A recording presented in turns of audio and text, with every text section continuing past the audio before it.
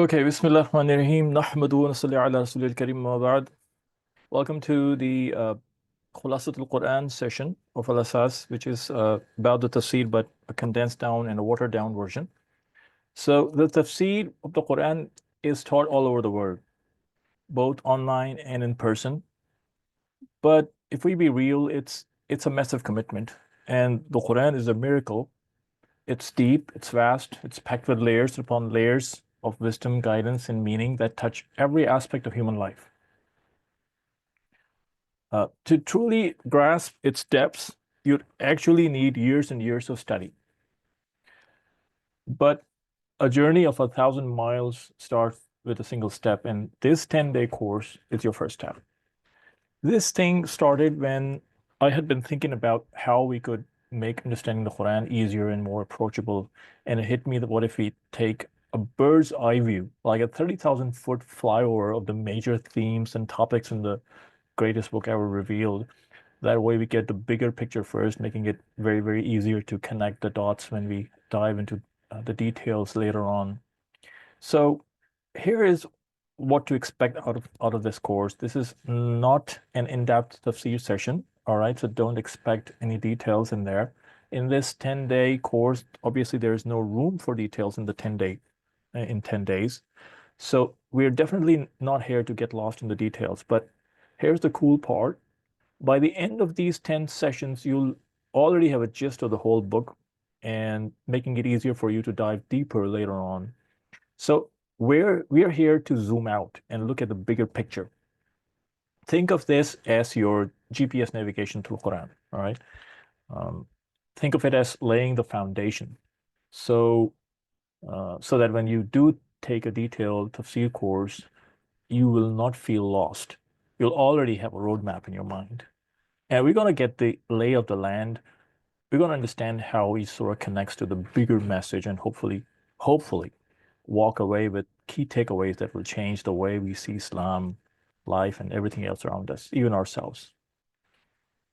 And and here's the thing that this approach isn't just useful for studying the Quran, it actually works for learning any subject, right? You look at the bigger picture first and get yourself used to the things, and then eventually start going to the details. So think of this khulasa, and khulasa by the way, it means summary.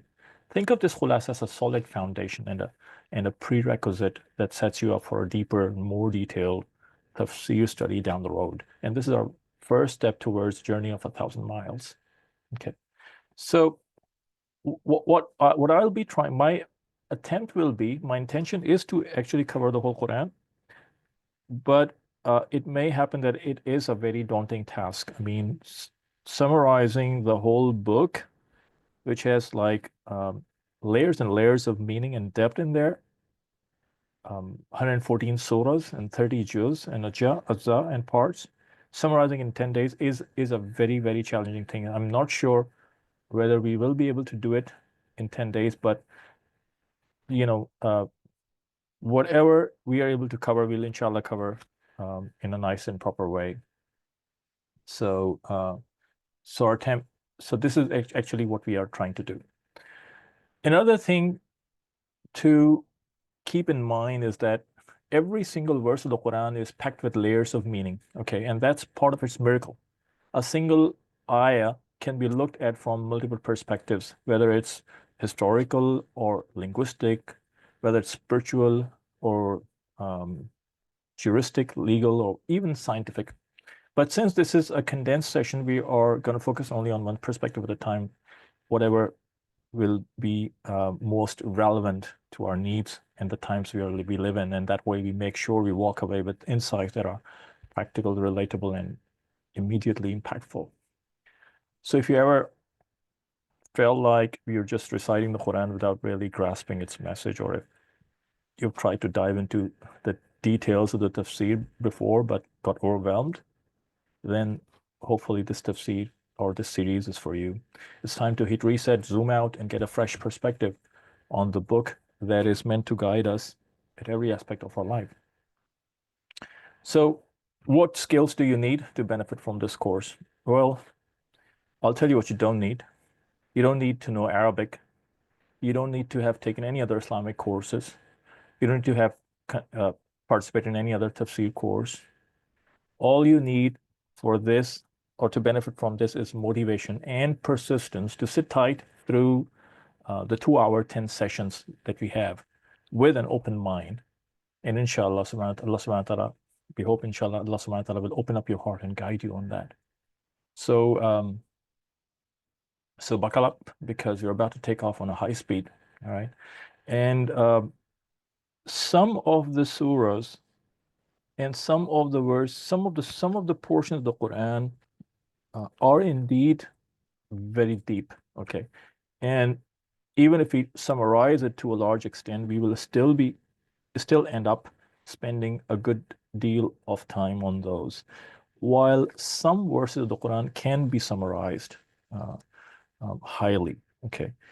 In fact, some of those towards the end or towards the last 10 parts of the Quran or last 10 juz of the Quran are mostly about the last day, the judgment day, the Qiyamah, the Jannat, the Jahannam, the Aqaid, the fundamental Aqaid. And we may find that we'll probably able to summarize them to a larger extent, so much so that for many surahs, we may be able to summarize them with just a paragraph or so, maybe, or like a few statements or so, or even a single statement for some of the surah. While some of the surahs may require maybe a whole session or maybe 2 sessions or so. Okay, so this is more or less what we are trying to do in this thing. So let's start inshallah on that. All right, so let's start with some of the terminologies and nomenclature of tafsir before we actually dive into the khulasa part of the tafsir. So let's start with the types of wahi, okay, which is revelation. And there are basically 2 types of wahi matlu and wahi ghayr matlu. Wahi matlu is Al-Quran and ghayr matlu is hadith. And what is the meaning of matlu? Matlu came from the word tilawa, and it means that type of wahi which we actually use and to recite in salah, during the salah. We do a tilawat of that wahi during the salat. That's called wahi matlu, and that is only Al-Quran. The other type of wahi which we do not do the tilawat of in Quran, in salat, is wahi ghayr matlu. And that is hadith. So hadith is also part of wahi. You cannot reject it. Okay. It just happened that there have been over the last 450 years, there have been so many different types of opinions. There have been so many different types of people that have emerged. People who tend to use their aql, their intellect, over the divine revelation. Okay, and that becomes a source of problem. And they, instead of getting guidance from the Prophet ﷺ and getting guidance from the companions, the Sahaba, getting guidance from the Tabi'een and all of the chains of pious people, they tend to prefer to use their intellect, their aql, over all of these things. And that use of aql unnecessarily at places where it does not belong often leads people to misguidance and leads them astray. And then they become a source of misguidance for other people. And they get themselves confused, and they confuse other people as well. And why the foundation of that, what led them to this is not to use the authentic methods of studying, but to use their own opinions. Okay. So a person's own opinions doesn't count in these. They don't count in these studies. Okay, unless that person is qualified to do ijtihad, which most people aren't. And so a group emerged over a period of time which started to reject hadith and say hadith was not preserved, and therefore it's not reliable, and therefore we can't use it. We couldn't use it. And they started to say that we only accept Quran as the thing. But again, So much so that they use their intellect to decide that the same intellect could actually be used to refute them and prove them wrong.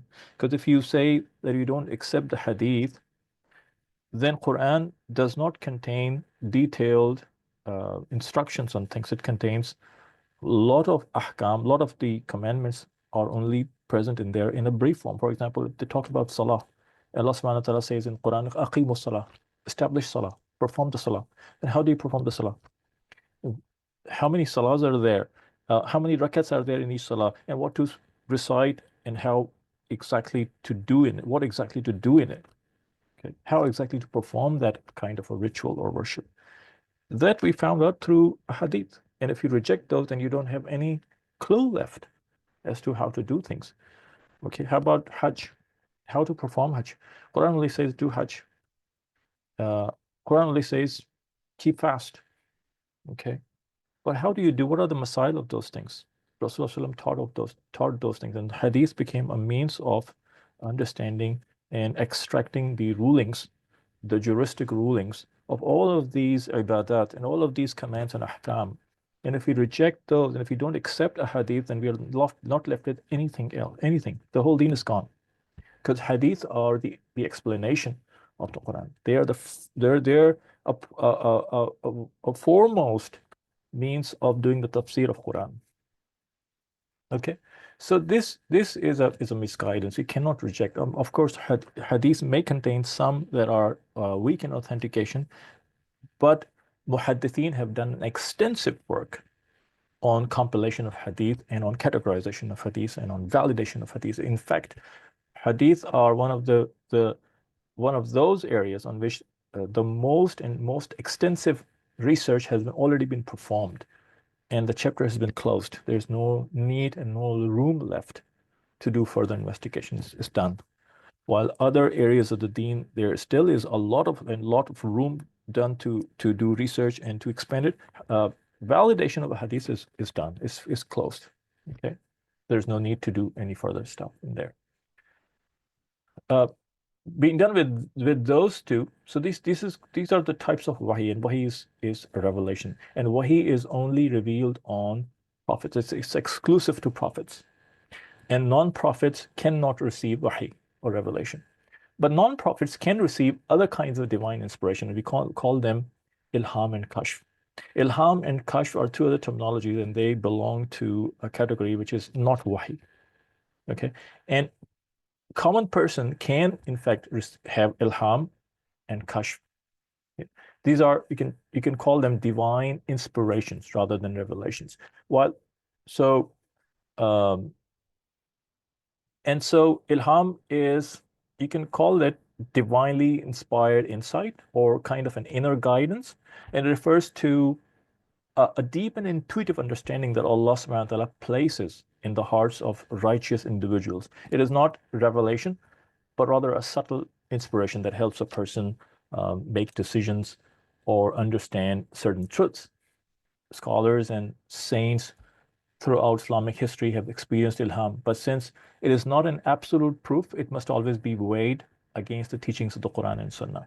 Similarly, we've got kashf, which literally means unveiling or uncovering, and it can also be translated as something called spiritual insight, and refers to a spatial knowledge or perception that Allah subhanahu wa ta'ala grants to some of his very pious servants, allowing them to perceive hidden realities. And this could be also in the form of deep understanding, sometimes in the form of visions, or the ability to sense things beyond normal human perception. Uh, However, kashf is also not infallible. Okay. And both of these things, the kashf or ilham, they must be tested against the Islamic teachings to ensure that they align. So we only will accept ilham or kashf if they align with the Quran and the Sunnah. Okay. If they go against it, then they are rejected. Because wahi itself, which is revealed to prophets only, there is no chance of mistaken wahi. It's 100% true and 100% confirmed and valid knowledge. It's haqq. But ilham and kashf can have problems in there. Okay. All right. So, but even though these are personal experiences, which may be true and which may be false, and they don't hold any kind of a legislative authority in Islam and must always be judged in the light of Quran and Sunnah. However, their occurrence is undeniable. I mean, you cannot reject those things. You cannot say that I don't believe in it, because history is full of examples of righteous individuals who have experienced ilham and kashf, even Sahaba, even the companions. Uh, Experienced great deal of ilham and kashf. Sayyidina Umar radiallahu ta'ala an, Umar bin Khattab radiallahu ta'ala an, the second caliph, and a person of very high status, the second highest status in Islam after Sayyidina Abu Bakr Siddiq radiallahu ta'ala an, was known to have a lot of ilham and a lot of kashf. In so much so that Nabi Pak Sallallahu titled him as or labeled him as Mulhimu Hazil Ummah. Mulhim means a person who receives or experiences ilham. So the Nabi said that, titled him or labeled him as Mulhimu Hazil Ummah, that he is the Mulhim, he is the person of this Ummah that receives a lot of ilham. And in fact, Sayyidina Umar, there were like many incidences where Sayyidina Umar felt an insight, an ilham, um, about certain things that should be. He received some kind of a divine inspiration about that certain commandments that they should be enforced on Muslims.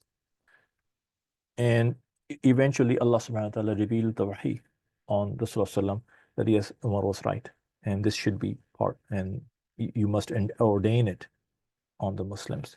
So that's how strong his ilham and kashf was. However, these two things, these two experiences, are very tightly linked to piety. Okay, taqwa. And the more muttaqi a person is, the more reliable his or her ilham and kashf are. But nevertheless, they cannot be used to make any kind of a ruling in Islam. All right, the ruling is only based on Quran and Hadith, and the ijtihad based on that. Then we talk about the different types of ayahs and surahs in Quran. And there are several ways of classifying the verses in Quran. We're going to look at a few types. One distinction or categorization is called Makki and Madani. Makki ayat and Madani ayat, or Makki surahs and Madani surahs. So what is this meaning? As so much as the name suggests, they're not tied to actual places, all right? Even though they're titled with the names of cities, they have no link to those. In fact, all of those verses and surahs which were revealed to the Prophet ﷺ before his hijrah, before his migration to Medina, all of those are known as Makki ayahs and surahs. And all of those verses that were revealed after he migrated to Medina are known as Madani ayahs.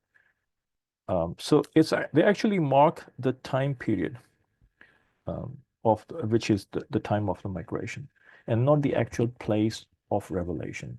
So it was possible that there were several ayahs, several verses that were not revealed either in Makkah or Medina, but yet they are still categorized as one of these two.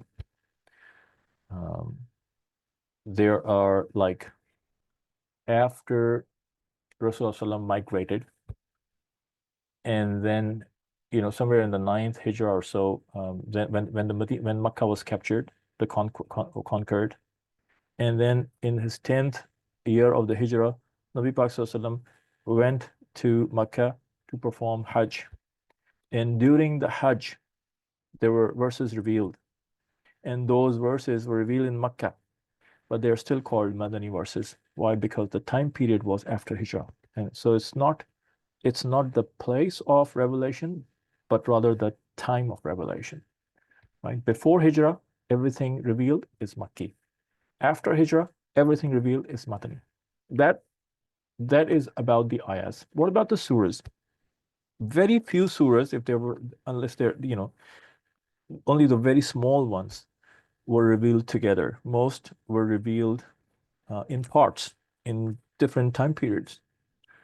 So it turned out that if a surah contains majority of the ayahs of any one type, it's categorized as that. If a surah has majority of its verses as Makki verses revealed before migration, then the whole surah is categorized by Mufassirin as a Makki surah. And if has a majority of the verses revealed in it or compiled in it were revealed after migration, Madani verses, then that surah is titled or labeled or categorized as a Madani surah. And it'll be very few cases in the entire surah is either Makki or Madani. This is one type of categorization. The another type of categorization is either a verse is muhkam or is mutashabih. So, in fact, there are uh, from in this category, we could categorize ayah verses in three different types. Right. One type of verses are those in which we know the meanings of the words, individual words of the verse, as well as we know the purpose of the entire verse. Okay, the meaning of the entire verse is known as well. The maqsad of the verse is known as well. So we know what the individual words mean in the ayah, and we also know what together all of them, all the words together imply, the whole verse imply. For example, ذَلِكَ الْكِتَابُ لَا رَيْبَ فِيهِ. The opening verse of Surah Al-Baqarah. ألف لام ميم ذلك الكتاب لا ريب فيه هدى للمتقين. That's the complete verse. So we know the meaning of each of the words. ذلك الكتاب لا ريب فيه هدى المتقين للمتقين. We know the meanings of each of these words. And also we know together what the whole ayah implies. Okay, and what it says about. We know that. All of these types of ayat about which we know each of the individual words meanings as well as the implication and the meaning of the whole ayat, those types are called muhkam ayat. So they are clear. So they are established. The literal meaning of the word muhkam is established, clear. There's no mystery in them, right? Kind of like you can say that. It could be debatable what the in-depth meaning could be debatable, and that's where the mujtahideen come into play, and then they debate and discuss the actual hukum mentioned in that ayat or extractable from the ayat. But in general, the meaning of the verse is not mysterious. It's clear. The other form of category of ayahs are where each of the words is still, we still know their meaning, but the overall meaning is mysterious, is a mystery, and nobody can tell what it really means, right? Even though we know the meaning of the individual words. And so you must be wondering, how can it be that I know the meaning of the individual words, but yet I can't decipher what the whole sentence means? And that's the case. That's real, and that in reality is the case. For example, verses that talk about, for example, verse that talk about seven heavens. Allah subhanahu wa ta'ala created seven heavens, and then there are seven earths, right? So we know the meaning of each of the words in the ayat. Okay, we know the word seven, we know the word heavens. Yet nobody can tell what seven heavens actually mean and what is the nature of seven heavens that Allah subhanahu wa ta'ala created. And there are seven earths, and what kind of earths they are, and where are they, and where are the heavens and the skies. Then there is a talk about the arsh of Allah, the throne of Allah. So we know the meaning of the word that the arsh means the throne, but what is it like? Where is it? Nobody has any idea about that. Then there is another type of verse, for example, another example is Ar-Rahman in Surah Taha, Ar-Rahman wa ala al-arsh istawa. The Rahman, after he created everything, so referring to obviously Allah subhanahu wa ta'ala, then he uh, established himself on the throne. And so this is the literal meaning of the word istawa. And even though we know the meaning of Ar-Rahman, we know the meaning of Ala, we know the meaning of Arsh, we know the meaning of Istawa. Ar-Rahman al-Arsh Istawa. The whole thing is mysterious because we don't know what it really means. Nobody knows. And Mufassireen have discussed and discussed, and and they say they'll leave it. Basically, the earlier Mufassireen among the Salaf al-Salihin in the first 400 years, they would not touch these verses. They would not discuss these verses. They said these are mutashabih. And mutashabihat means that these are mysterious verses. Their meaning, nobody knows their meaning except for Allah or His Prophet ﷺ. And they did not reveal the meaning to us. And so so then what is the purpose of these verses? Well, Allah knows what the purpose is. But one purpose that pops up right to the mind is to test the people. And Allah subhanahu wa ta'ala mentioned that in the Quran as well, in Surah Al-Imran, that people who there are, Allah Himself used these two terminologies, muhkam and mutashabih. Allah says, this Quran we have revealed, it contains some verses that are muhkamat and some verses that are mutashabihat, some verses that are clear, some verses that are mysterious. And those people whose hearts are crooked, okay, and they want to create fitna in the ummah, they go after the meaning of the mutashabihat, of the mysterious verses. And then Allah says, nobody knows the meaning of those except for Allah. So these are clearly one of the clear wisdom behind inclusion of such verses is to test people's heart. Okay.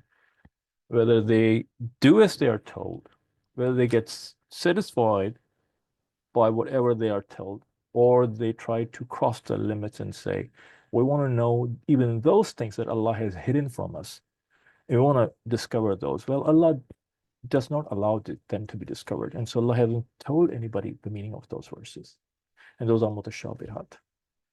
So now, quickly revising, muhkam are those verses whose meaning, whose verse we know clearly about. So individual verse, we know their clear meaning, and we know what the overall verse implies. Mutashabihat are those verses that we know their individual verse meanings, but we don't know what the whole ayah actually talks about. It's mysterious.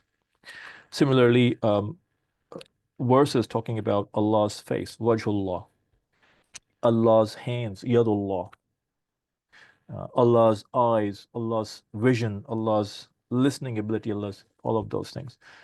We have no idea what it's like because Allah subhanahu wa ta'ala is not like anybody else. When Allah talks about His hand in Quran, doesn't mean they are hands like us. It's haram to think of Allah's hands as something like us, or even have some physical shape or something, because a body is a defect, and Allah subhanahu wa ta'ala is free of all defects. Allah does not have a body. Okay, so these are part of the aqaid, and they get very, very quickly they get into very dangerous waters if you start talking about those things. And people whose hearts are crooked and they want to create fitna, you will often find them touching upon these things in their Friday khutbahs, in their bayan, and other things, in discourses and lectures. What do you need to do that? I mean, if Allah subhanahu wa ta'ala has said nobody knows their meaning, what do you need to do? So all the ulama of the past, they used to say, just say this, that we believe in whatever Allah has said in this thing, and that's it. Khalas. You don't need to discuss and go into deep. Nobody's going to ask you, even in the qabr and in the hashar and Yawm al-Qiyamah, nobody's going to ask you about those things. Just say, we believe whatever Allah means by this, we believe in it, and khalas. And this is all that is expected out of you. The third form, categories of ayahs or verses is nasikh or mansukh. There's some verses, because Quran is the one that has been sent down to gradually Okay, and I'm going to talk about that in the next couple of slides as well. It was not sent down as a whole. It was sent down gradually, which the word we call tadrijan in Arabic. And so there were different conditions. Sometimes, and Allah subhanahu wa ta'ala is a Rabb, is a trainer. Allah does the tarbiyah, and tarbiyah means um, raising someone gradually from positions of lower levels to positions of higher level. Like parents do the tarbiyah of their children, and while doing tarbiyah, they sometimes prohibit some action, but later on they allow it. For example, when you're doing the tarbiyah, when you have a young child, a 1-year-old, a toddler, a 2-year-old, or a 3-year-old, you will not allow your son or your child to handle kitchen knives because it's dangerous and the child does not have the right capacity to handle it. And obviously, child can uh, damage or wound himself or wound others as well, right? And hurt himself or other people. But when the child grows up and he eventually knows and can differentiate between things, then you allow the child to handle the knives or scissors or any other kind of things. Similar, so tarbiyah involves gradually,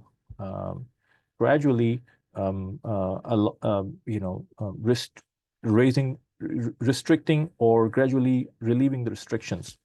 So Allah subhanahu wa ta'ala did the same thing when Allah subhanahu wa ta'ala sent down the verses. Allah was doing the tarbiyah of the Sahaba, kiram radiyallahu ajma'in, the companions, the blessed companions of Rasulullah. So in the beginning, there was a need to restrict them to certain things or to allow them the flexibility of certain things. But over a period of time, then when their tarbiyah was done, when the temperament was conditioned, when they started becoming more and more trained, then the need changed, and then some things needed to be restricted or something needed to be relieved. For example, uh, originally Arabs used to do nikah or marriage in 11 different ways. And one of those ways was muta, nikah by muta. Initially, in the initial periods of Islam, Allah subhanahu wa ta'ala uh, disallowed all the forms of nikah except for the one that we do in the current form, and also the nikah by muta was permissible in the initial time. Later on, eventually, Allah subhanahu wa ta'ala prohibited the nikah by muta. Okay, and so it becomes haram. It's as similar as zina. It's as same as zina. Similarly, originally, alcohol was permissible. Okay, and it was all of the things, haram things, were not forbidden at the same time, but gradually uh, ahkam were revealed. So Sahaba used to drink alcohol and it was okay. Even in Medina, it was okay in the early periods of Medina. But eventually, when a time came when Allah subhanahu wa ta'ala decided this is the time now to do their tarbiyah and to forbid them when they have reached a certain level where it's okay for them, if it's not going to be it's going to be beneficial if alcohol is forbidden now. And so then the verses were revealed that actually forbade the use of alcohol. So there were some verses you will find in Quran which talk about something, and then there are other verses that abrogate the commands of those verses. For example, you will find verses in Quran that talks about writing wasiyah or will. And in the early part of Islam, it was mandatory for Muslims to write a will, leave a written will. But then later on, Allah subhanahu wa ta'ala revealed the detailed commandments of or the laws of inheritance, how the inheritance is to be distributed. And then it was no longer mandatory for Muslims to write a will, because if someone dies without writing a will, all the laws or in the rules of distributing inheritance are already there and clear. And so nobody would have any problem in distributing the inheritance of a person. So it became optional or nafil to write um, the will. Okay. So they contain, so nasikh or the mansukh are those verses which were abrogated or canceled later on. And nasikh are those verses which became a reason for canceling those ones.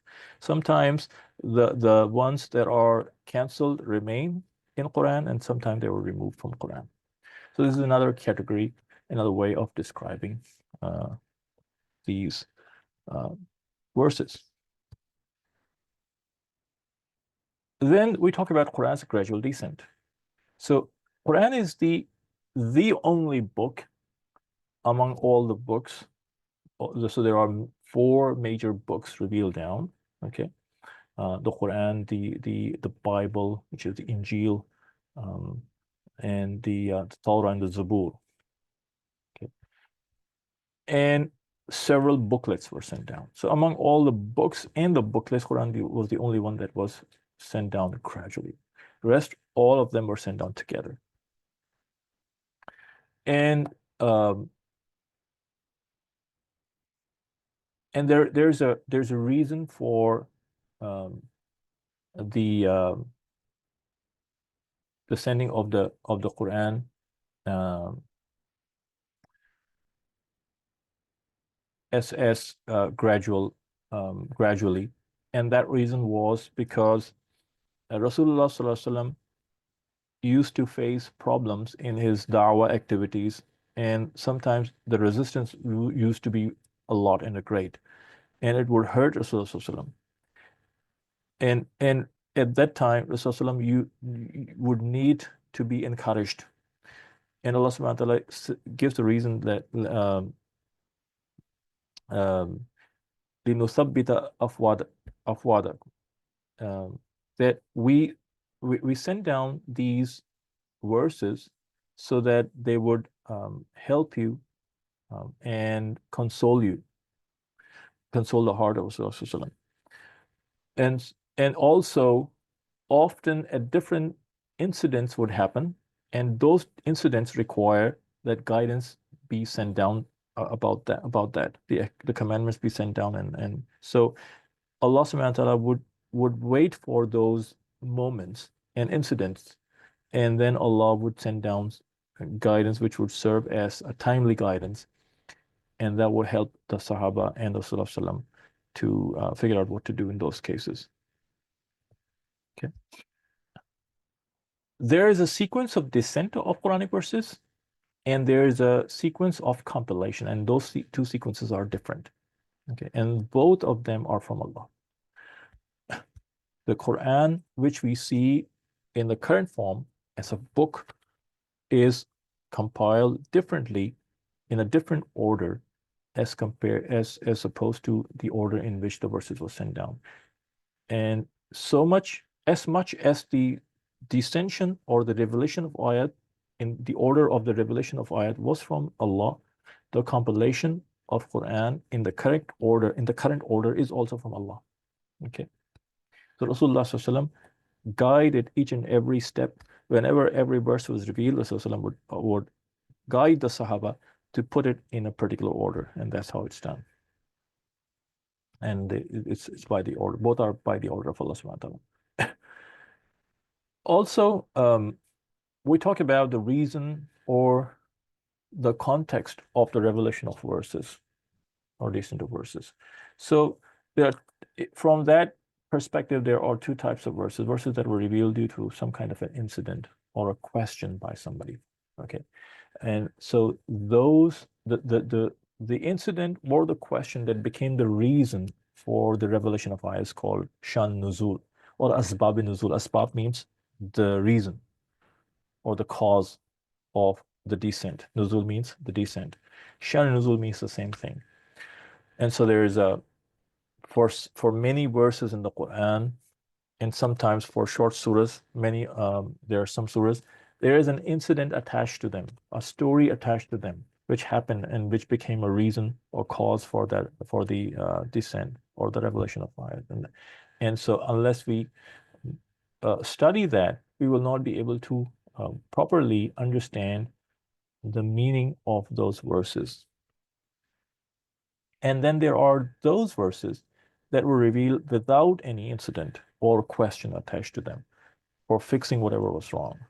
Okay. So they were just sent to fix whatever things Allah subhanahu wa ta'ala wanted to fix. Um, and so many verses were revealed due to somebody's questions. There are like about 13 questions mentioned in Quran by Sahaba. And Allah subhanahu wa ta'ala revealed verses for each of those. There are questions by the kuffar. There are objections by the kuffar that Allah subhanahu wa ta'ala has mentioned, and then verses were revealed to answer those and counter those. All right. So all of that come under those categories that have a shan in nuzul or a sabab in nuzul. The rest of them are revealed and without any incident attached to them. Okay. Then there is a repetition of topics in Islam. And some people may wonder, or if a non-Muslim would read Quran, non-Muslim would wonder why there is a repetition of topics in Quran. I mean, why isn't this repetition is something that in general books it's not considered good.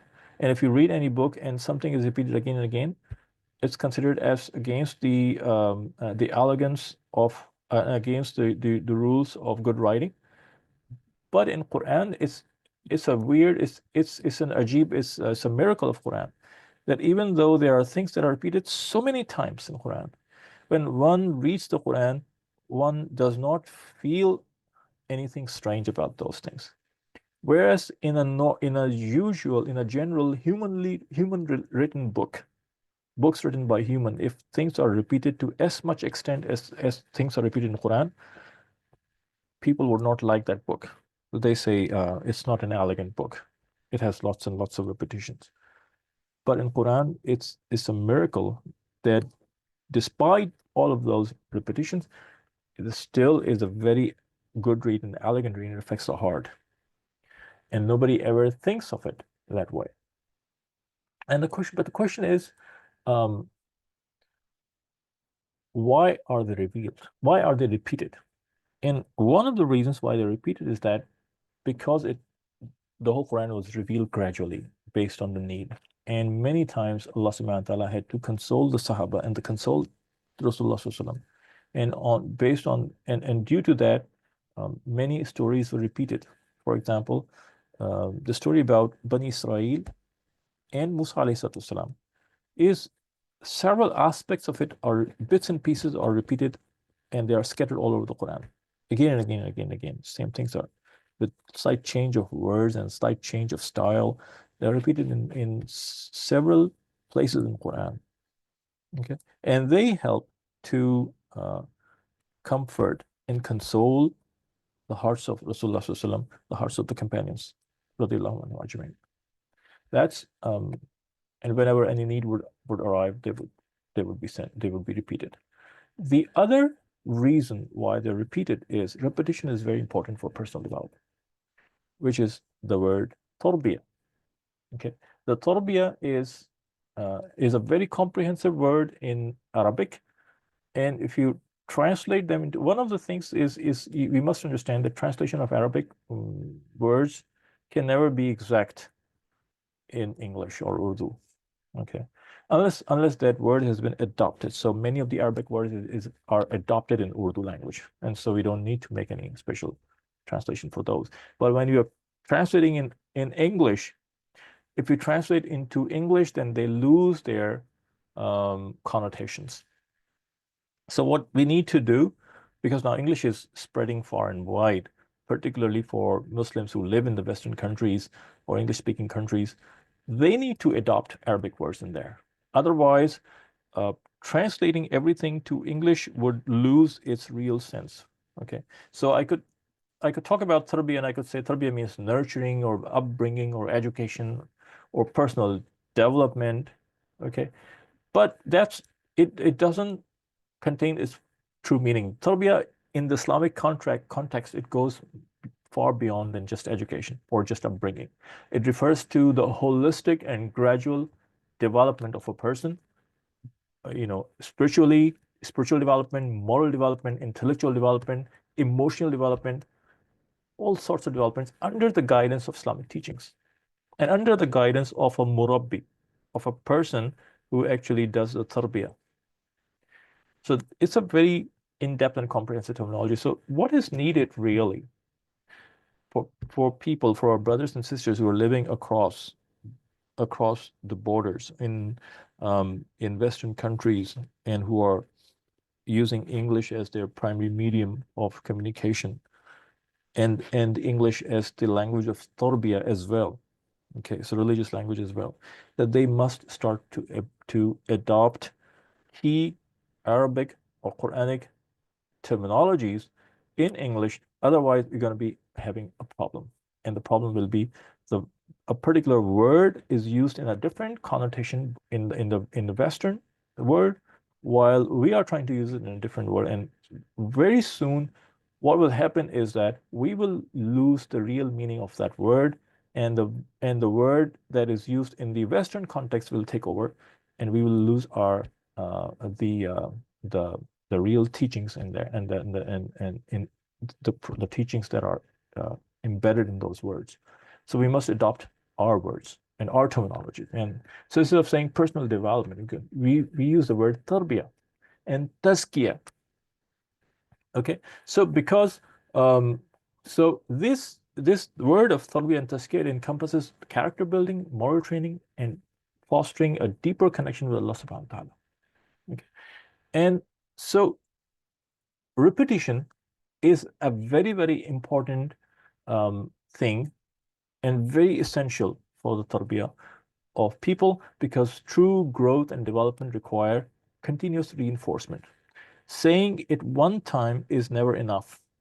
Yeah, I remember when I was growing up, my mother used to do my tarbiyah, and I still remember of my childhood stories that my mother used to tell me. And she used to repeat so many times, every now and then, every few days, she would repeat things again and again and again and again. And every time she would repeat, I would have forgotten by that time.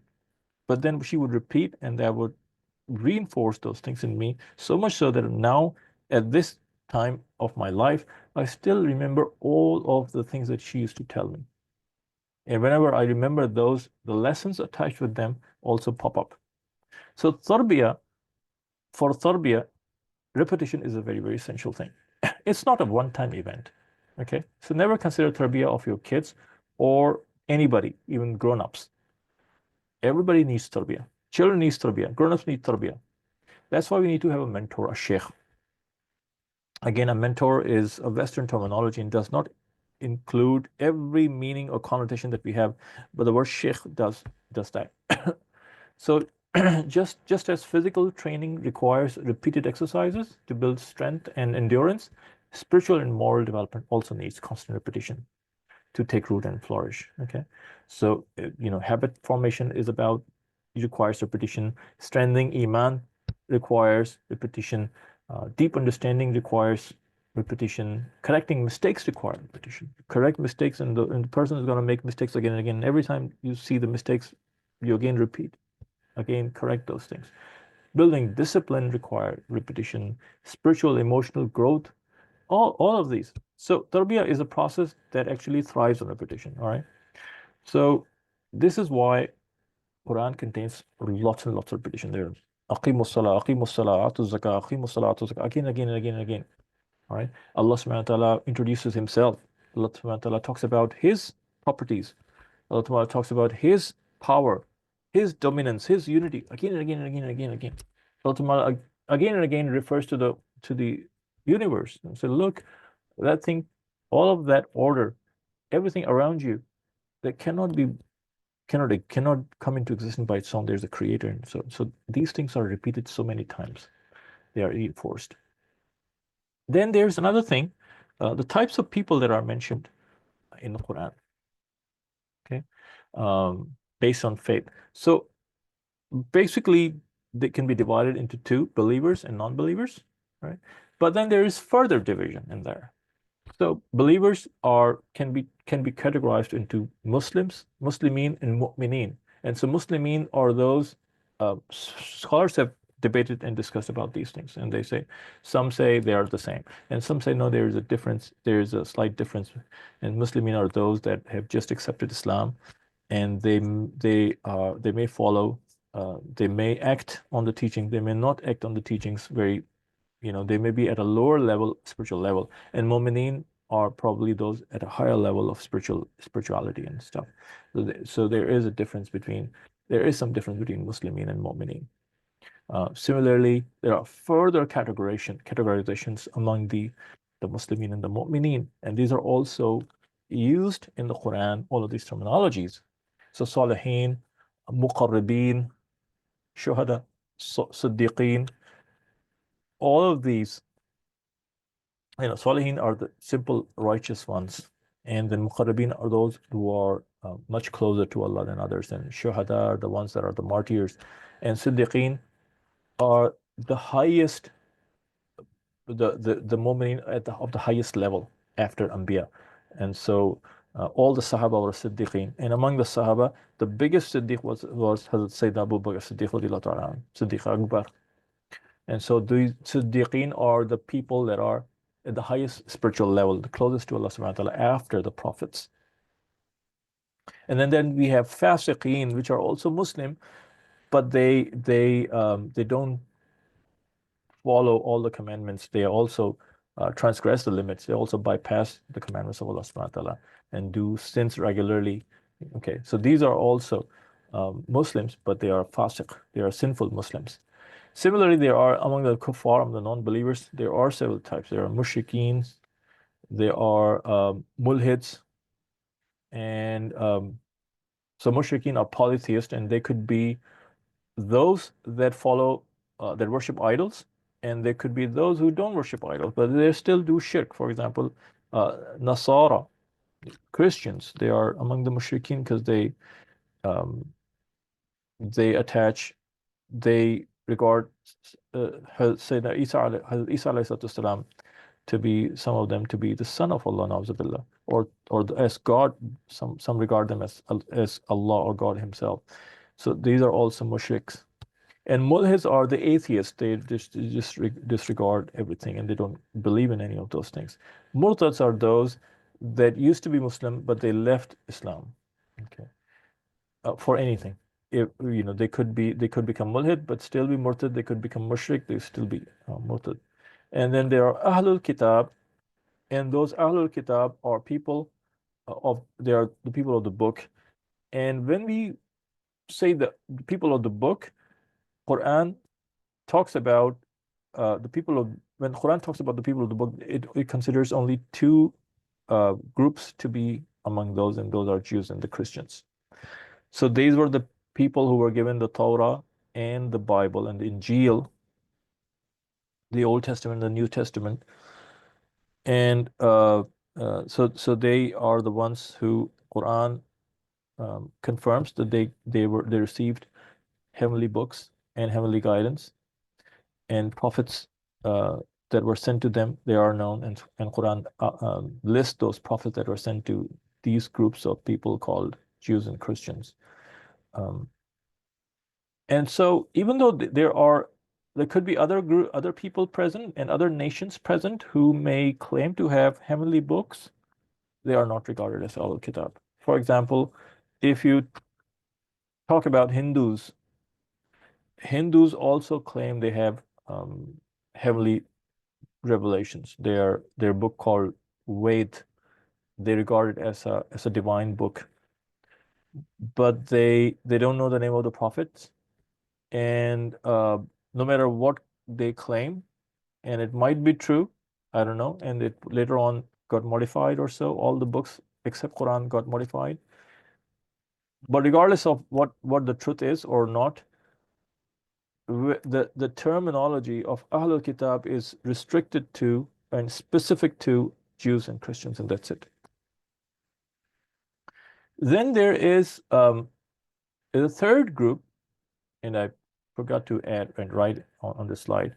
There's a third group and categorization, which is called munafiqeen. Now, munafiqeen are actually non-believers. They're part of kuffar, so they belong in this category over there in this list. But because they are a special type of kuffar, they don't claim, they claim to be Muslims, but they are not really Muslims. in deep down their heart, they have not accepted Islam. They only deceive people that they are. They only lie. They lie that they are Muslims. And that could be due to two reasons. One, they want to reap some material benefits out of the Muslims. Okay. And so, for example, in the times of Sayyidina Rasulullah, the war booty or mal ghanimat that would come, they wanted to have a share in those things. And that is only distributed among the Muslims. So they would apparently recite the kalima and they say we are Muslim, but they were not Muslims. Um, the other reason why they deceive and claim as Muslims while remaining non-Muslims by heart is because uh, they want to do internal damage to Muslims. And there used to be a good number of munafiqeen included as part of the Muslims, and they, time and time again, they were known to cause problems and damage and fitna. And many times they would cause internal fights among the Sahaba. So, so munafiqeen emerged as a very distinct category, but they are also kuffar. And they're the worst of all kuffar, okay? Because the rest of the kuffar, um, they say that they are kafir. They don't claim they're Muslims. So Muslims know that they have to be careful with them. But munafiqeen are those that they on the face they're friends, and on the face they say we're Muslim, but they're not, and they are internally behind the back they try to damage, and so they are the most dangerous, and they are the worst types of and the worst category of people. Okay. All right. So that's the type of the background. Next we come to the sources of tafsir. How do we know the tafsir of the Quran? Where do we get the tafsir of the Quran? Who is qualified and eligible to do the tafsir of the Quran? So one of the sources of tafsir is the tafsir of Quran by the Quran. Tafsir al-Quran bil Quran. So the Quran defines terminologies at one place, and then at some other place it explains those terminologies, right? Sometimes right there, sometimes some other place. One verse is explained by the next verse following it, or sometimes another verse some other place, and then the Mufassirin they link them together. Okay, so that's the first form of the tafsir, and this is the most strongest form of tafsir of the Quran. The second source of tafsir of the Quran is through hadith. Again, the people who are munkirin hadith, they will not accept that. And let me, I don't know if I mentioned that just sometime moments ago when I talked about munkirin hadith. I don't know, I don't remember if I said that or not. But if someone clearly denies all a hadith and do not accept any hadith at all, okay, then that person goes out of the fold of Islam. He is no longer a Muslim. Uh, So the second source of the tafsir of Quran is through hadith. Rasulullah gave he um, uh, was a teacher of Quran. He taught through his words. He taught through his actions. Right. So both by using the words and the actions of the Rasulullah, Quran is explained. The verses of Quran is explained. Then the third means of the source of the tafsir of the Quran is by the statements of the companions or the Sahaba. Okay. And and these were, if something is unclear, if we cannot find some tafsir in Quran, if we cannot find clarity in a hadith, then the third source is the Sahaba, because they were the first students of Rasulullah Sallallahu Alaihi Wasallam. They were the first batch that graduated from the University of Rasulullah, the Prophet of Islam, led by and taught by Rasulullah Sallallahu Alaihi Wasallam. The first generation of Muslims who learned the Quran directly from Rasulullah Sallallahu Alaihi Wasallam. Okay, that's why their statements and their interpretations are highly, highly valued. Okay, because number one, they stayed in the company of the Rasulullah Sallallahu Alaihi Wasallam, and that makes them extremely special. Number two, they witnessed the revelation. They witnessed the process of wahi. Okay. It Verses were revealed in front of their eyes, and hence they know the historical context of these verses and stuff. Thirdly, whenever they had doubts, they would ask the Prophet ﷺ about the tafsir of the different verses. Okay. So they would get direct answers. And number four is Allah subhanahu wa ta'ala made the Sahaba a benchmark in the Quran. Many places, not just one, many places. Right, starting right from the Surah Baqarah, the very first couple of pages. Aminu kama ana nas. When Allah subhanahu wa ta'ala is talking to the mushrikeen of Makkah and to the kuffar of Makkah, Allah is giving the Sahaba, making Sahaba as the benchmark. Believe as the Sahaba have believed. And at many other places, Allah subhanahu wa ta'ala have made the companions as the benchmark. We cannot. Unfortunately, there are people among the Ummah of Rasulullah now, presently, that disregard Sahaba, and I'm amazed and I'm surprised that those people have no knowledge of the Quran and Sunnah. Those who discount Sahaba to any degree, all right, then we can be clear that they have no understanding of the deen of Allah subhanahu wa ta'ala. So this is the third source. And the fourth source is, if something is unclear from the Sahaba side, then we move to the statements of the Tabi'een. And the Tabi'een are those, they are the students of Sahaba. And Sahaba are the students of Rasulullah, and then the students of Sahaba are the Tabi'een. Okay?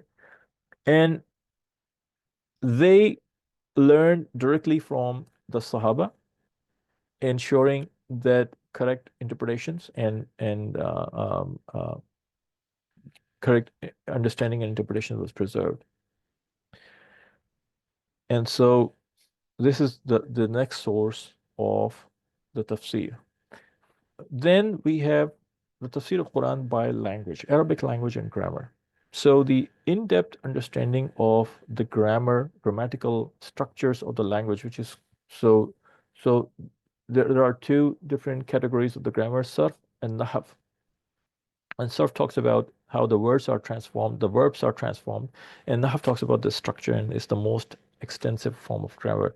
And so grammatical language, grammar of the language is used to deduce the meaning, but this is not enough. The meaning has to be in conformity with the rest of the meanings of the deen, with the ideology of the deen. You cannot just give any meaning you like, okay? And so many of the words exist that whose meaning is already decided by the Rasulullah and by the Sahaba. Okay, that so the the tafsir that is derived from the Arabic grammar, nobody. It's not that anybody can do it. You cannot just open the dictionary and start doing the tafsir of the Quran. That's not right. You're not qualified. A mufassir is qualified, one who has got the level, the rank of a mufassir, one who is highly trained in this thing. All right, and there are several things to be taken care of. It cannot the meaning which is derived from the grammatical rules cannot contradict the general Islamic principles, cannot contradict the historical background of the verse, cannot contradict the context of the verse, cannot contradict any other teachings of thing, cannot contradict the use of that word in other places. And so there are many delicacies. Um, and it has to be only a qualified mufassir who can do that. And finally, there's tafsir of the Quran by ijtihad, right? Which is independent reasoning. And also, again, this is allowed to be done by a mufassir, one who is qualified, one who is accepted a mufassir by other scholars. Okay, uh, any Tom, Dick, and Harry cannot call himself or herself a mufassir. That has to be accepted by the scholars of a time. Okay, so for example, Ibn Kathir rahimahullah is regarded as one of the very big mufassir because all the scholars in his time and after his time, they accept him as the Mufassir. Um, Other contemporary tafsir that are of high value, one of them is um, uh, Mufti Shafi Usmani Sahib. He's the father of Mufti Taqi Usmani Sahib, Damal Bakatu. His tafsir, Marif al-Quran, is also regarded as a very authentic tafsir because scholars during in his time, of his time and the later times, they regard him as a mufassir. Right? And Allama Jalaluddin Suyuti rahimahullah, his tafsir Jalalain is regarded as a tafsir, as an authentic tafsir. He's regarded as a mufassir. Why? Because the scholars of his time and the later times, they regard him as a mufassir. So what I'm trying to say and nail the point, what I'm trying to nail over here is that I cannot come up and pop up and start to write a tafsir all by myself and call myself mufassir because I'm not. Okay. And nobody regards me as a mufassir. So there have been cases where a tafsir became popular. However, it was an unauthentic tafsir and written by someone who was self-proclaimed to be a mufassir, but nobody else called him mufassir. Nobody else accepts it. The ummah in general does not accept that person as mufassir. And so that falls under the final category, which is tafsir of the Quran by individual opinions, which is also known as tafsir bil rai. Rai means individual opinion. This is haram. It's based on personal opinion without uh, proper knowledge. Okay, um, rather than relying on authentic sources, it does not use authentic sources. Okay, so whenever someone interprets the Quran without proper knowledge, using personal opinions, biases, or incorrect logic or whatever, then that tafsir becomes haram. And so this is the gist of a whole usul tafsir kind of course that we teach at Al-Asas, okay, in a very, very short duration. So let's move forward and let's start talking about how would you explain to someone the contents of the Quran in one statement? Can you explain the whole book of Quran in a single statement? What is it about? Somebody asks you, if a non-Muslim comes to you and asks you, hey, tell me what does your Quran teach? And what is it about? If I pick it up and read, we should be able to do that, shouldn't we? Um, I remember when I was in Australia, in Canberra, I used to live in Canberra, and I was visiting with my family. I was visiting Melbourne with my family, and I happened to be in a store, and we were standing um, in a line, in a queue, checkout, sales counter. And while we were waiting for our turn, I saw a priest. He was dressed in a particular priestly robes. And so I don't know what came into me, and I approached him and I said, you a Christian? He said, yes, I am. A Christian priest? Yes, I am. So I asked him, could you explain to me the concept of God that you have? Because they believe in something very, very weird and um, creepy, and that like the concept of Trinity, if you're familiar with that, the Father, the Son, and the Holy Ghost. So where they take God to be the Father, and then Isa alayhi salam is the Son, and then Jibreel alayhi salam is the Holy Ghost, and then they say the God comes in three forms and three personalities: the Father, the Son, and the Holy Ghost. And so the concept of three in one and one in three, or something weird like that. So I asked him. I said, "What is the concept of God in your religion?" And to my surprise and amazement, what he said was, "I cannot explain to you here in just like this. It's complicated." And I was amazed. I said, how is that possible?" And I asked him again, uh, do tell me, what is the concept of the God in your religion? And he said, I already told you. It cannot be explained just like that. It's complicated. I mean, how complicated could it be? And isn't it amazing and weird for any religion, because a religion is built up on God. some sort of a God, right? And if you cannot introduce your God to someone, what about the rest of the religion, right? How complicated can that be? And what does that tell about their religion? I mean, if someone would ask a Muslim, uh, introduce your God to us, what is your God? What is the concept of God? It's not a problem at all. So we'll recite Surah Al-Ikhlas. قُلْ هُوَ اللَّهُ أَحَدٌ اللَّهُ الصَّمَدُ لَمْ يَلِدْ وَلَمْ يُولَدْ وَلَمْ يَكُنْ لَهُ كُفُوًا أَحَدٌ. And that explains, that tells everything there is to tell about Allah subhanahu wa ta'ala in a very brief form.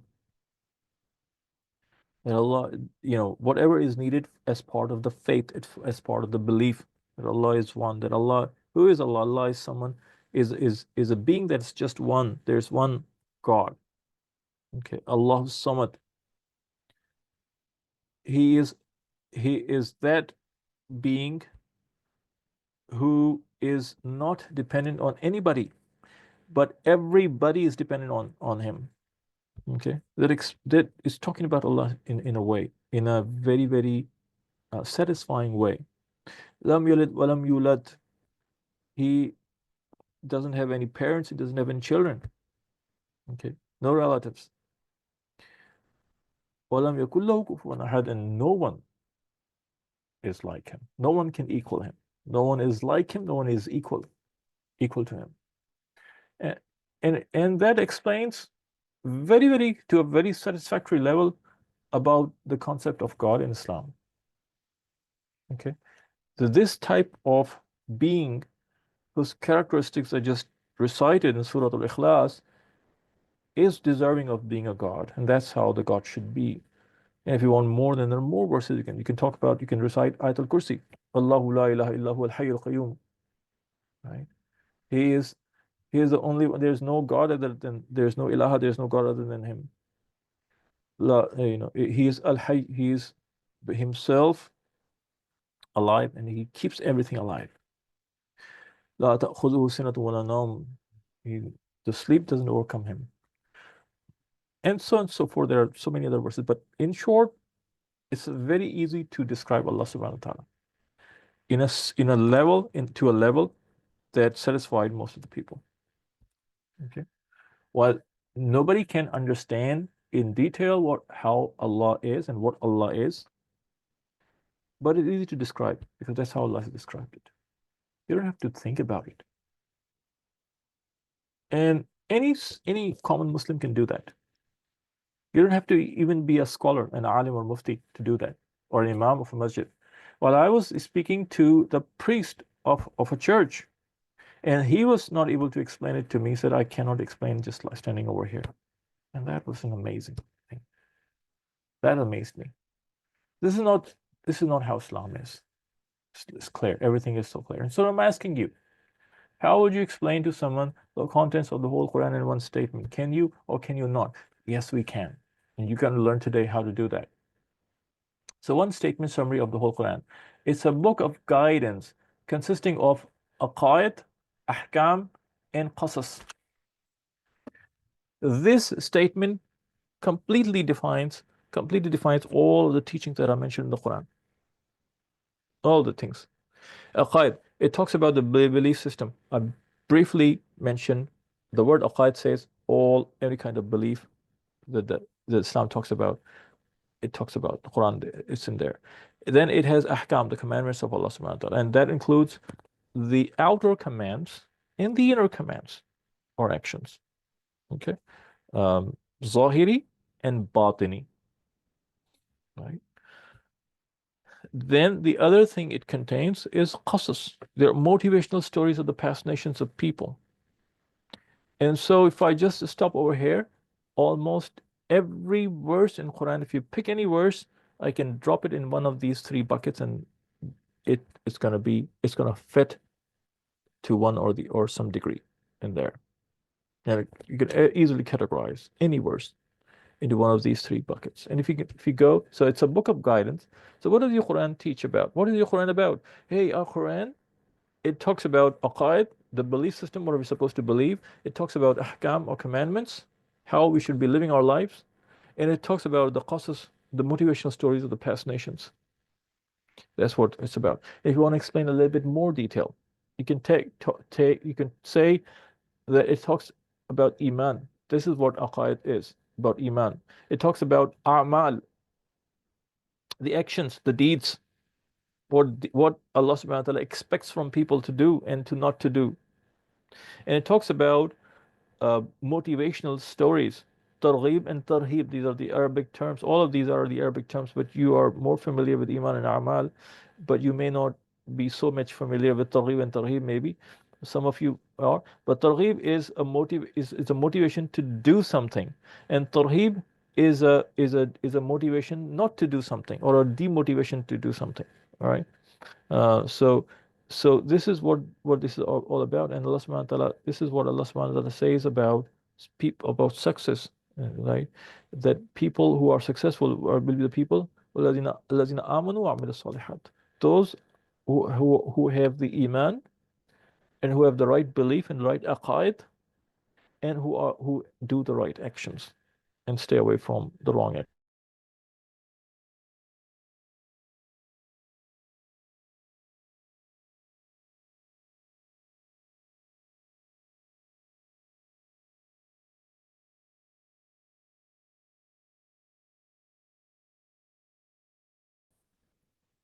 So if I expand aqaid, specifically, Quran talks about Tawheed, the oneness of Allah subhanahu wa ta'ala. It talks about Risalat, the prophethood.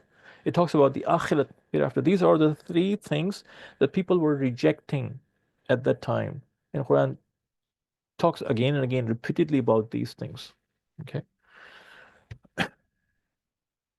And so they fall under there are several other, they fall in the bucket of aqaid, but there are several other type of aqaid. And Quran does talk about some others, but these are the primary, the more significant ones. Rejecting any of them will throw a person out of the folds of Islam right away, without hesitation, without even a blink. And then there are the ahkam, and the ahkam are also, if you expand it a little bit more on that, they're about what to do and what not to do, what to do and what to avoid. What to do is in Arabic called awamir, it's the plural, or amar is the singular. Okay. Do this, perform salat, all right, keep the fast, do hajj. All of these are awamir. Tell the truth. What to avoid are called nawahi, that's the plural, and the singular of that is nahi in Arabic. Commandments that that tell us to avoid certain things. Don't lie. That's a nawahi, that's one of the nawahis. Okay. uh, don't do riba, don't backbite, don't um, uh, take the properties of anybody else without permission. Okay. All of these, don't kill um, uh, anyone without justice. All of these are nawahi, which tell us not to do some things or avoid things. So these are ahkam, or commands or actions. Then there are stories. Then qasas, or the motivational stories, can again be divided into two categories: stories of what happened to people who accepted the message of Allah, and stories of what happened to people who rejected the message of Allah subhanahu wa ta'ala. All right. So Allah subhanahu wa ta'ala talks about all of those, and these are the qasas. Right? So if you accept the message, this is what happened to people of the past who accepted the message. This is what happened to them. This is how much they enjoyed my blessings. And if you reject the message, this is what happened to people of the past who rejected my message. This is how they were punished, and so on and so forth. So expanding uh, the one statement summary of the whole Quran is Quran talks about Aqidah, in particular Tawheed, Risalah, and Akhirat. It talks about Ahkam, what to do and what to not to do. And it talks about qasas, or motivational stories, stories of people who accepted the message, stories of people who rejected the message, and that's expanding more. And we can certainly categorize the verses in different buckets and different categories. And books of tafsir and usul of tafsir have done it exactly. They have categorized in different ways. And this is just one type of category. And this is good enough for us to explain in one statement summary of the whole Quran. Okay.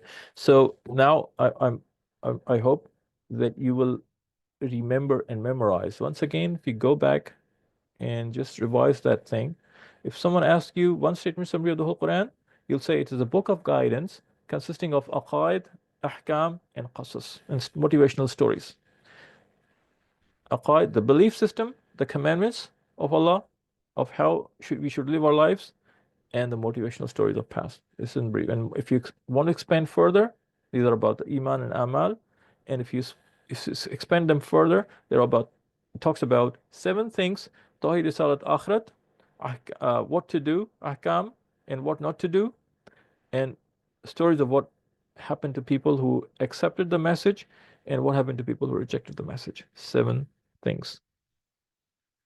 And that's you have talked about, if you just everything, the gist of whole Quran in few seconds while standing in a queue somewhere at the cash counter or wherever, or petrol pump or whatever you are. All right, let's move on to the first chapter, Surah Al-Fatiha. Okay, and it has 7 verses, and this is in the first juz of the Quran. So, Alhamdulillah Rabbil Alameen, Ar-Rahman Ar-Rahim, Maliki Yawmiddin, Iyyaka na'budu wa iyyaka nasta'in, Ihdina as-siratal mustaqim, siratal ladzina an'amta alayhim, ghayril maghdubi alayhim waladdallin.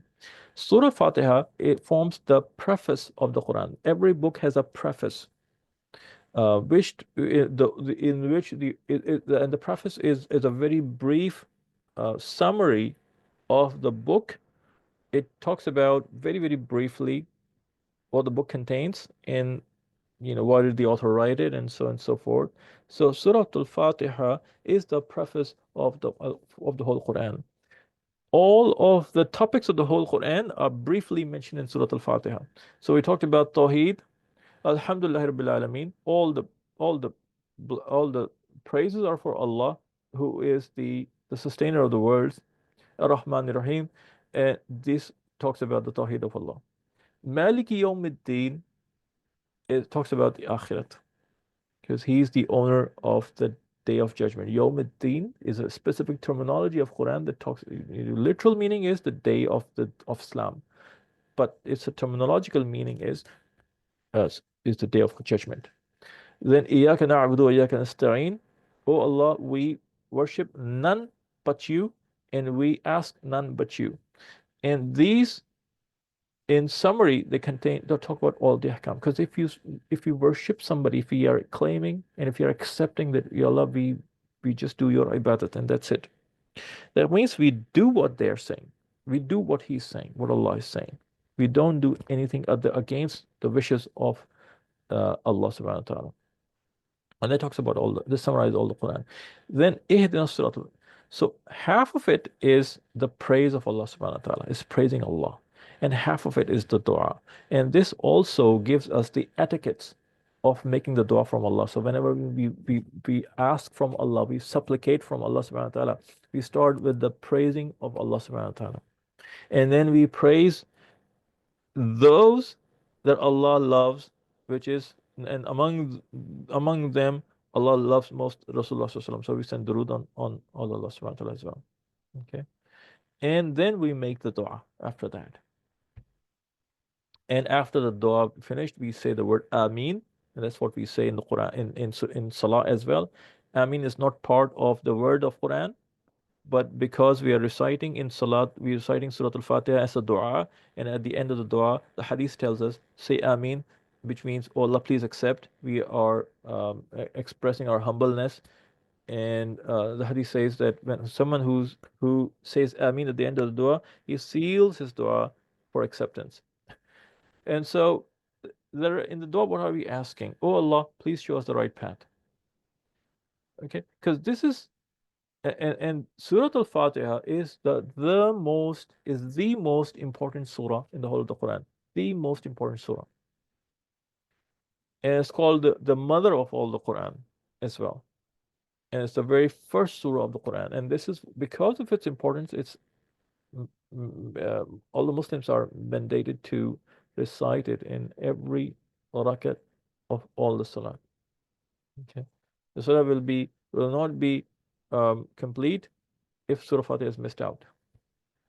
And so we are asked to ask Allah. We're commanded to ask Allah for guidance, and this is the most important thing in our life, to be on the right path. And then Allah, so Allah subhanahu wa ta'ala here, and this is another example of tafsir al-Quran bil Quran, tafsir of Quran by Quran. Because Allah subhanahu wa ta'ala introduced a terminology here, Sirat al-Mustaqim, straight path. I don't know what straight path is. Yalla, you're commanding me to ask to be on the straight path, but what is straight path? I don't know what is straight path. And so Allah is defining that terminology in the very next ayat, that straight path is the path of those on which Allah has bestowed His favors, and not the path of those on which Allah has sent down His ghazab, His punishment, and not the path of those who are misguided and astray. So very detailed. Look, guidance is hidayah. Guidance is the sole reason why Allah sent down the Quran. Guidance is the sole reason. Hidayah is the sole reason why Allah subhanahu wa ta'ala sent so many 125,000 prophets on earth. Okay, so this is such an important topic that Allah subhanahu wa ta'ala previously, the whole Quran's topics, Allah briefed them in a couple of words. Alhamdulillah Rabbil Alameen. In 4 or 5 words, Allah talked about Tawheed and that's it. In 2, 3 words, Allah talked about Akhir and that's it. In 2, 3, 4 words, Allah talked about Ahkam and that's it. But Hidayah was such an important, and the source of Hidayah, and where should I get Hidayah from? That was the question of utmost importance, that Allah subhanahu wa ta'ala expanded it to 3 different ayat. This is ayat number 1, this is ayat number 2, and this is ayat number 3. Okay. By the way, there's a difference of opinion, اختلاف الرأي of the Mufassirin, whether this is a separate ayat or not. And that's why in the books, in Mus'haf, in the books of Quran, anywhere where there is a conflict of opinion on whether it's a separate ayah on its own or not, they write a number 5 here. They're just a terminology, they're just a symbol they chose. Anytime you see this number written over here, this kind of symbol at the end, you will know immediately that there is a difference of opinion whether an ayah whether this is an ayah or not, and I finish it over here or not. So Allah subhanahu wa ta'ala expands the answer in 3 different ayahs. And this talks about Risalat as well, and people who accepted the message and people who rejected the message. And that's all of the gist of the Quran in Surah Al-Fatiha. So let's look at the highlights of the lessons of Surah Al-Fatiha. First of all, it's the preface of Quran, and it contains brief hints of all the 7 topics that are there in the Quran. Half of it is praise of Allah, and half of it is a dua of guidance. It's also called Al-Quran. It's also called the Surah Shafia, the surah that performs the healing. And Rasulullah and Sahaba used to recite Surah Al-Fatiha 7 times, and then blow on the person who is sick or the affected area of the body, and it would help cure that sickness and disease. So we should also take that practice, and anytime we are sick or anybody else is sick, we should do recite this 7 times along with the Bismillah Rahman Rahim every time, and blow on the affected area with yaqeen and with conviction, along with other du'as that are there for sicknesses. Third, it shows where and how we can get guidance. Half the surah is about this. Okay. And guidance it's very ironic. I find it extremely ironic that half of the Surah Al-Fatiha, the most important surah of the entire Quran, half of it is dedicated to guiding the Ummah about where and how to get guidance. And yet, today, the majority of the ummah is confused as to who to listen to for guidance and where to get the guidance from. Majority of the ummah is confused. That's amazing. That's very, very um, unfortunate.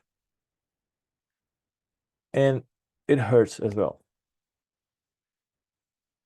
Now, who to we turn for guidance? Today, they're listening to anybody they find on the YouTube scholars. They know nothing about them. They know nothing about their qualification. I mean, Deen talks about the sanad, isn't it? When we narrate a hadith, we say, okay, is this sanad valid or not? And the sanad talks about the person who narrates the hadith till Rasulullah SAW. That chain should be valid, should not have any missing link in there. And whoever the people are, all of those people should be reliable. Then that hadith is a strong hadith and reliable hadith. Then we can use it to find out the commandments of Allah subhanahu wa ta'ala. But yet, today, when we listen to any Tom, Dick, and Harry on YouTube and we start subscribing and start following, we don't even know the chain of that person. We don't even know where he is studied from or what school of thought that person belongs to. And a majority of the ummah only cares about the authentication of the words. So if someone narrates a hadith, they will say, okay, where have you read this from? And if it's from Bukhari and Muslim or Sahih Sitta, at most, then they say, oh, okay, yeah, I can accept it because the words are validated. But that's not the only thing in the hadith. The other thing is the verse may be authenticated. The verse may be from Bukhari. The verse may be from Muslim or from other strong hadith. What about the meaning of the hadith? Shouldn't we be asking, where did you get the meaning of this hadith from? Okay, you're explaining the hadith in a certain way. You're trying to prove your point by quoting this hadith. Was this how this hadith was interpreted by? Was this what Rasulullah meant when he uttered these words or hadith? Was this how the Sahaba understood the hadith and meant it? Was this how the Tabi'een understood the hadith? Was this how the 1450 years of ulama and scholars that have passed, that have lived and passed and studied and understood deen, is this what they understood from this hadith which you are trying to prove? Nobody asked that. I see time and time again Tom, Dicks, and Harrys talking about hadith and Quran and tafsir and this and whatnot, and quoting a hadith from Bukhari and the Muslim and then explaining whatever they like to explain. And people get satisfied, hey, this is from Bukhari and Muslim, so it's authentic, so he must be right. And then they go about calling 1450 years of tradition as incorrect, and they say, what I've understood is the right meaning. And nobody cares about asking for the authentication of the chain of authentication of the meaning of the hadith. But what is the chain of authentication of the meaning of hadith? And that is the fiqh, the schools of fiqh. And 4 schools of fiqh exist. And fiqh is all about the meaning of Quran and hadith, the meaning of Quran and Sunnah. The words of the hadith, the words of Quran are all validated. You don't need any narration, any evidence for that. The whole Quran is validated. The words of the hadith are validated by the books, by the chains of narrators in the books of hadith. But the meaning of hadith and the meaning of Quran is validated by the schools of fiqh. And there are 4 schools of fiqh that are authentic. Fiqh al-Hanafiya, fiqh al-Shafi'iyya, fiqh al-Malikiyya, and fiqh al-Hanbaliyya. And there's no 5th one. So one of the first things a listener to any Tom, Dick, and Harry should inquire about is, besides validating the words of the hadith, I need to know the interpretation of those hadith that you're giving. Is that authentic or not? Is that from a valid chain or not? And in that case, I'm asking, or I should be asking about whether you follow the rulings or interpretation of Imam Abu Hanifa rahmatullah, how he interpreted, or how Imam Malik interpreted, or how Imam Shafi interpreted, or how Imam Hanbal interpreted. Because these were the people in the very, very early times, very close to Rasulullah. Imam Abu Hanifa rahimahullah was a tabi'i. Imam Malik was a tabi'i. Imam Shafi was the student of the Imam Abu Hanifa, and Imam Hanbal was a student of Imam Shafi. They were very close to the time of Rasulullah, and we are very, very far away from Rasulullah. If someone starts explaining Quran and Hadith, and his interpretation goes against the interpretation of the four Imams, we cannot accept the interpretation of a person 1450 years away from the Prophet time and reject the interpretation of those that were right next to his era. This is what Allah subhanahu wa ta'ala calls guidance. This is what Allah subhanahu wa ta'ala has said. Ihdina as-siratal mustaqim. Then we see a group of people who talk about taking guidance from Quran and Hadith, directly ignoring all the 1450 years of tradition, or 1450 years of scholars that have dedicated their lives to studying and understanding Quran and Hadith. They reject that. They say, we got Quran, we've got Hadith, this is enough for us. Just like we had a group of people who rejected Hadith and said, we have Quran, this is enough for us, and we consider them misguided. Similarly, the group of people who say, we have Quran and we have Hadith, this is enough for us, we don't require the interpretation of Sahaba, we don't require the interpretation of Tabi'in, we don't require interpretation of the four Imam or anybody's interpretation. You can read Quran, you can read Hadith, and you can find out for yourself. This is clearly misguidance. Clearly misguidance. Why? How do I say that? What dalil do I have? Surah Fatiha is the dalil. Ihdina as-siratal mustaqim, siratal lazina an'amta alayhim. Allah here is saying, because this is the preface of Quran. This is briefly all of Quran. So Allah subhanahu wa ta'ala wants to keep things very, very brief in there. Okay? Tawheed, very brief. Akhirat, very brief. Ahkam, very brief. Risalat, very brief. People who accepted the message, very briefly. People who rejected the message, very briefly discussed. So the hidayat, source of hidayat, also very briefly discussed. Allah says to people, Allah commands people, or people ask me, Ihdina as-siratal mustaqim. Ya Allah, show us the right path. So what is the right path, we ask? Ya Allah, you said a terminology, then Quran explains the terminology. The right path is the path of those people on whom Allah has showed his, or bestowed his favors. Or why didn't Allah subhanahu wa ta'ala could have further briefed it? We are guided, we are directed towards people.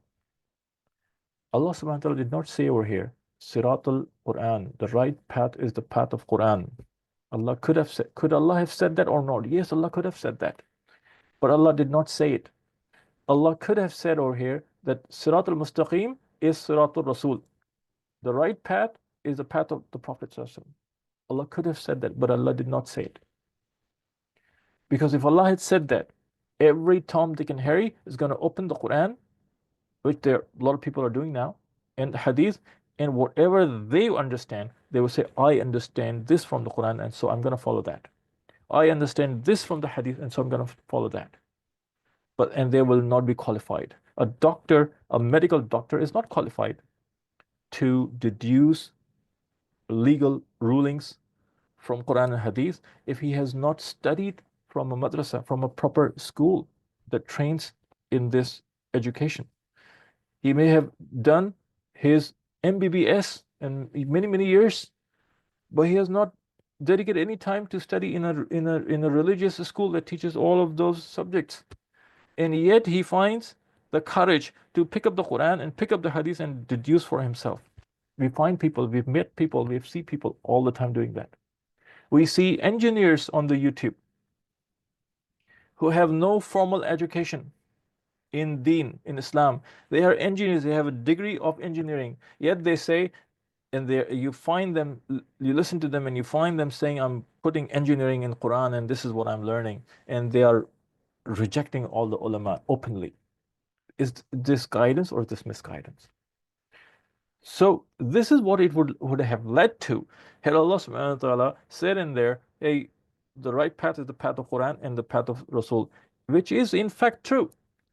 But who has the ability to interpret Quran properly? Who has the ability to interpret the Sunnah and the Hadith properly? So Allah subhanahu wa ta'ala, in every era, Allah subhanahu wa ta'ala has kept muttaqeen. Allah subhanahu wa ta'ala has produced, um, has created muttaqeen and pious people and fuqaha. And Allah says that whatever they understand, their understanding is the right understanding. So not everybody will be qualified to figure out on their own, because not everybody has taken formal studies in Deen. Some would have done formal studies in engineering. Some would have done informal studies in computer science. Some would have done formal studies in medical. Some would have done formal studies in law. Some would have done formal studies in nursing. Some would have done formal studies in literature. Some would have done formal studies in nothing. Some would be totally uneducated, and some would be totally uh, unlettered or illiterate. But yet everybody needs guidance. So Allah subhanahu wa ta'ala turn all of those people, that there are people who are pious, who are following, who are fuqaha, who are mufassirin, who are muhaddithin. Look at their lives, how they are living, how they are interpreting things. That is the right interpretation. Follow them. Because not everybody is capable of reading and understanding and finding the details from the book, from the sources. And this is what Allah subhanahu wa ta'ala says. An'amta alayhim. So who are the people who were blessed, who are favored by Allah subhanahu wa ta'ala? Then the an'amta alayhim is another terminology. And its tafsir is also given by Quran. And that is in Surah An-Nisa. وَمَن يُطِعِ اللَّهَ وَرَسُولَهُ فَأُولَٰئِكَ مَعَ الَّذِينَ أَنْعَمَ اللَّهُ عَلَيْهِم مِنَ النَّبِيِّينَ وَالصِّدِّيقِينَ وَالشُّهَدَاءِ وَالصَّالِحِينَ وَحَسُنَ أُولَٰئِكَ رَفِيقًا. Allah subhanahu wa ta'ala is now explaining who I mean. In Surah Fatih, Allah says, follow the people an'amta alayhim, who have been blessed with Allah. Who are the people who have been blessed with Allah? Allah is explaining later on in Surah An-Nisa, the 4th surah, that those who are obedient to Allah and Rasul, and those are among the 4 categories, who are the prophets, the siddiqeen, the shuhada, and the salihin, the martyrs and the pious people. Anbiya are no longer present, and Anbiya no longer exist, but Siddiqeen will be there in every era. Shuhada will be there in every era. Salihin will be there in every era. And Allah subhanahu wa ta'ala says, get their company and follow what they're saying. Okay? Follow what their understanding is. Don't trust on your understanding. Trust on those people, because they are the people who are living with prioritizing akhirat and prioritizing Allah and His Rasuls and prioritizing the Sunnah over all other worldly benefits. And Allah says, "Zalika fadlu min Allah." The presence of such people of understanding is a favor of Allah, is a fazl of Allah, is a blessing of Allah. And then the final message in this surah is success is in staying away from the path, from the fashion, from the lifestyle of the Jews and the Christians. In other words, the Western nations of today, their path is not the path of success. The path of success is the path of the Prophet ﷺ, as learned from the pious people of the time. The lifestyle of Rasulullah ﷺ, the fashion of Rasulullah ﷺ. That's where the success is. So how do I know Christians and the Jews? Well, the tafsir, the authentic tafsir talks about that when Allah subhanahu wa ta'ala says, not the path, oh Allah, protect me from the path of those who are maghzub. Maghzub means on which the anger of Allah has descended upon. The punishment of Allah has descended upon. And dhalin are those who are misguided. Who are misguided. Okay? So the tafsir, authentic tafsir says that maghzub alayhim refers to Yahud. And Dhalin refers to Nasara, the Christians, Jews and the Christians. So غير المغضوب عليهم means to get misguided. Nasraniyat. Dhalin is Christianity or Nasraniyat. So Christianity is to get misguided due to lack of proper knowledge. Because Christians were misled by the Jews. Okay, they changed. They were the main cause because both Yahud and Nasara are from the Bani Israel. Sayyidina Hazrat Isa alayhi salam was sent among the Bani Israel to guide them to the next level. And then the Bani Israel were the Jews. And then they did not accept him. Some of them accepted the message, the rest got against him and they tried to crucify him. Obviously, they were not able to, but they believed they did. But Allah said, this is a part of Aqidah and a very important Aqidah that they didn't. And Sayyidina Isa was elevated up alive with body and with soul. And he's alive up there in the heavens. Is one of the major Aqidah without which we will not be in Islam is that Sayyidina Isa is alive and up there in the heavens with body and with soul, and he will come back. He'll descend and he will fight with the Muslims, and he will live his rest of the life back, and he will die over here. So to get misguided, so what is Yehudiyat in fact? Yehudiyat is to get misguided despite having proper knowledge. And Allah time and time again mentioned in the Quran, O Yehud, you know everything, you have the right knowledge, yet you disobey me. So Yehudiyat is all about, if we try to summarize what Yehudiyat is, and that's a particular characteristic, to get misguided even after the knowledge, right knowledge, because of stubbornness. In Christianity or Nasraniyat is to get misguided due to the lack of proper knowledge. These are the two things are in there. And so غير المغضوب عليهم ولا الضالين is about Yehudiyat and Nasraniyat and their characteristics. And this demands that we protect ourselves from all of the sects in Islam as well. Okay? And there's another hadith of Rasulullah that says, my ummat. And so one of the questions that is raised that could come up in the minds is why particularly Yahud and Nasara are talked about here. Okay. And because the first one talked about is Yahud, Maghzub, and then the second one is Nasara, the Christians. The next surah following Surah Al-Fatiha, which we talk about in tomorrow, inshallah, is Surah Al-Baqarah. Surah Al-Baqarah expands upon and talks in detail about Yahud. And the second one is Al-Zalin, is Christians. Right, the next surah after Surah Al-Baqarah, which is Surah Ali Imran, is all about Christians and all about Christianity. So the first reference here is Yahud, and so Surah Baqarah, the next one, is all about Yahud, and then the second reference is Nasraniyat or Christianity, and so the third surah, which is Al Imran, is all about Christianity.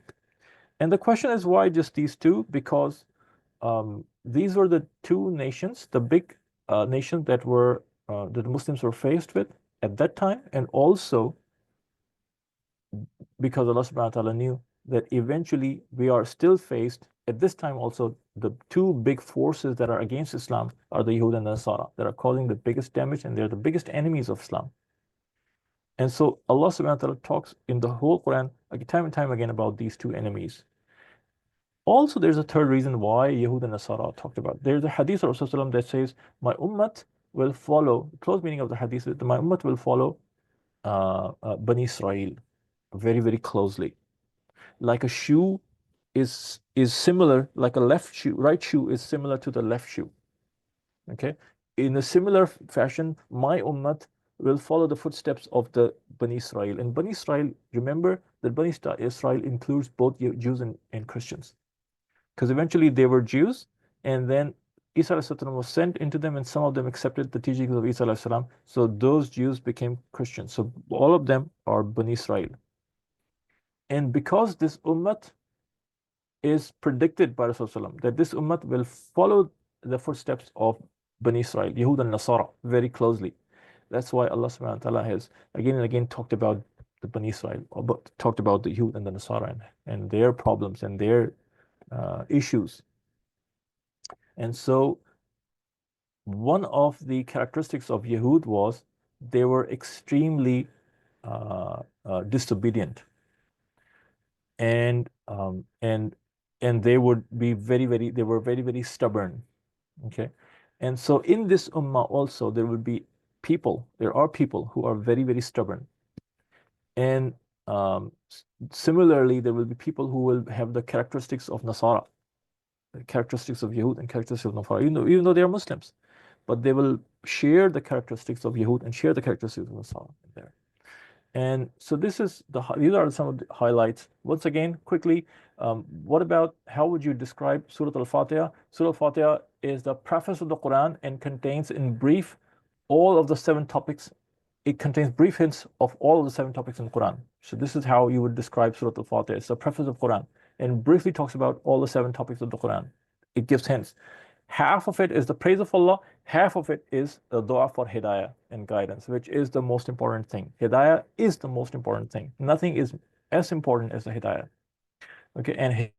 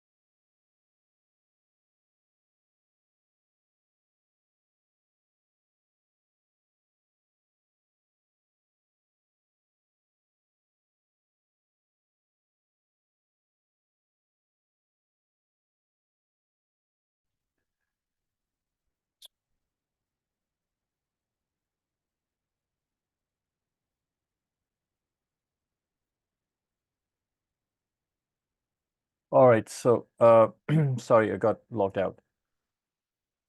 So yeah, so Surah Al-Fatiha is the preface of the Quran. Half of it is praise of Allah and half of it is dua of guidance. And it one of the main things it talks about is where and how we can get guidance. Okay, and this is from following the people who have the right knowledge. Okay, and then finally it talks about that success is in staying away from the path and fashion and lifestyle of the Western nations of today and following the path and fashion and lifestyle of Rasulullah Sallallahu Alaihi Wasallam. Okay. So, inshallah, that's where we end today. Time's up. We're going to meet tomorrow, inshallah, and going to start from Surah Al-Baqarah, inshallah. So we could make dua, inshallah.